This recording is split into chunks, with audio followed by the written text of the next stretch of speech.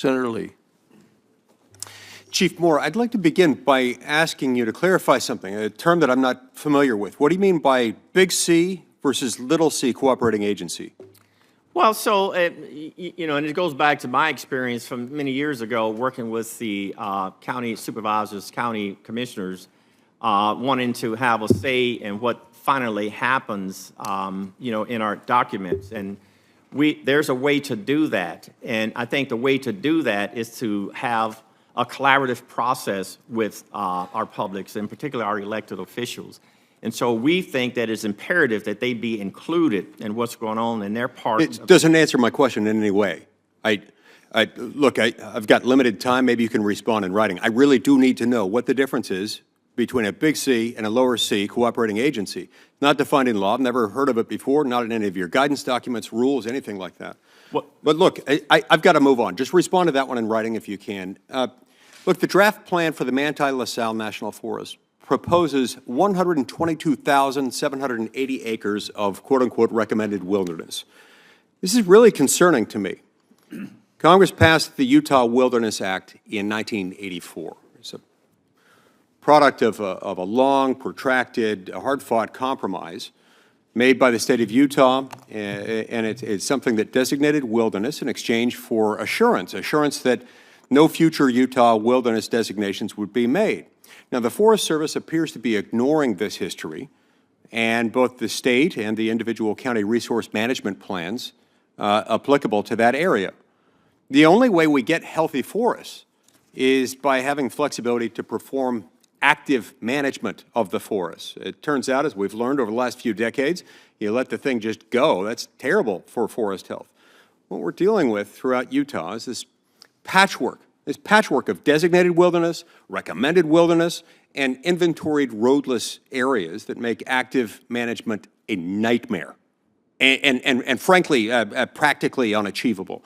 These updated forest plans will only make the situation worse as you've got them drafted. Can you explain how these new wilderness recommendations were developed and why the state and local counties' input was apparently disregarded completely in the preferred alternative? Yeah, so the forest supervisor is planning to meet with the county supervisors to cooperate on that forest plan issue. And how'd that go?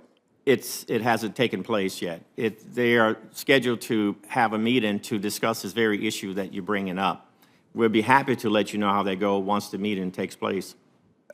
Yeah, after the draft plan was released, but before that, it apparently didn't happen that way. I don't know why I should have any assurance that it'll go any better now. Now, look, every single state official and county commissioner that I talk to seems to be increasingly frustrated with the way that the Forest Service with the way the Forest Service manages Forest Service land.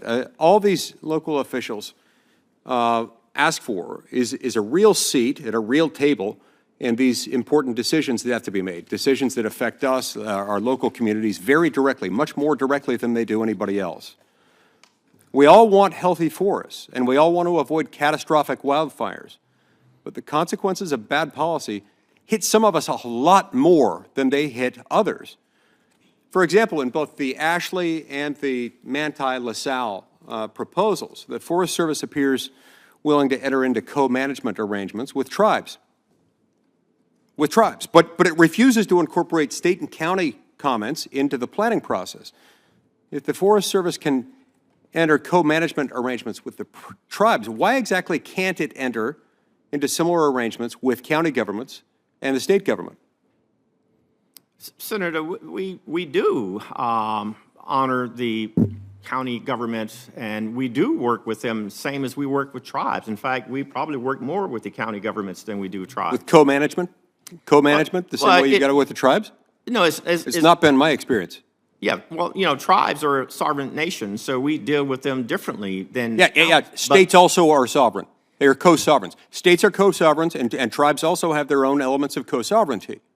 Senator, we deal with the counties, and we work with the counties. They have a seat at the table, and I'm not sure... I'm not sure we're not doing just exactly what you say, because... Well, I'm certain that you're not. I'm certain that you're not. Look, the 2001 roadless rule establishes prohibition on road construction and on timber harvesting on 58.5 million acres of inventoried roadless areas in National Forest Service lands, National Forest System lands. Hey, has the 2001 roadless rule helped or hindered with wildfire mitigation efforts?